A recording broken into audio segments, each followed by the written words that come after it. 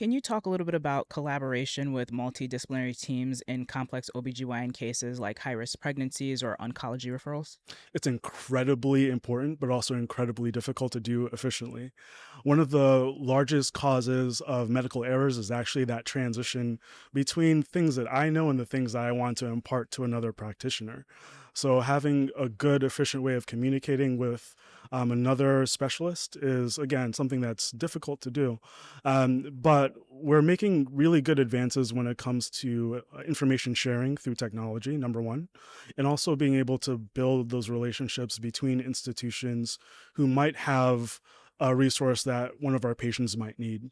For example, I think you mentioned oncology as one of the specialties, excuse me, that could be very important to refer a patient to. So, as a community practitioner in a community hospital, gynecology oncology services are not generally available right in that institution. However, we have very close relationships with our partners at the academic centers in the surrounding areas. So we try to smooth out those referral patterns as much as we possibly can, so that no patient really falls through the cracks. Mm. And how does information transfer play into all of this? Because I know that can be a bit delicate. Are there any gaps that you're seeing in the system, and what are some of the solutions that you have seen kind of come into play or that you hope to see implemented? Yeah, I think once electronic medical records were conceptualized, that was the big thing that everybody was looking forward to. If I put everything into a computer system, then obviously, or at least our hope is that we'd be able to get all of it out again and be able to share it freely among the people who actually need to know this information. What has happened instead over time is the market and capitalism, basically.